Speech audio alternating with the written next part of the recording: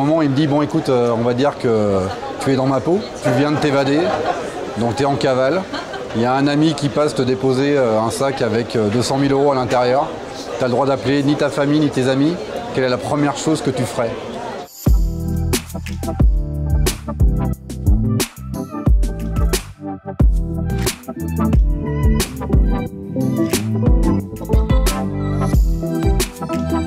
Ça a permis en fait d'établir une sorte de dialogue entre nous. C'est-à-dire que lui me posait des questions, me donnait sa version, me disant bah, tu vois, si je dois monter un braco, je vais utiliser telle méthode, le temps de préparation, ce que je vais faire, comment je choisis les voitures, comment est-ce qu'on peut s'échapper, quels sont les parcours, chronométrer tous les parcours. Donc il m'a filé en fait plein de clés sur sa manière de faire.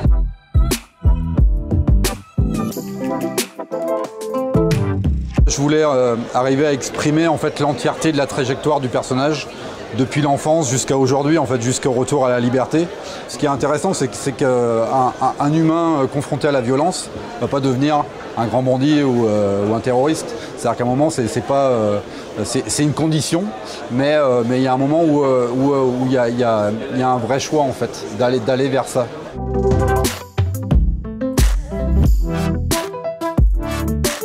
Au milieu des années 90, d'un coup, le braco est impossible, en fait, est devenu impossible. C'est-à-dire qu'il y a une telle sécurisation des lieux où sont gardés l'argent que le braquage ne peut plus être un métier, entre guillemets. Ça a bouleversé, en fait, tous ceux qui étaient un peu vieillissants, en fait, tous les bandits à l'ancienne. C'est que d'un coup, ils ne se reconnaissaient plus, en fait, dans le trafic de drogue, le trafic de cannabis.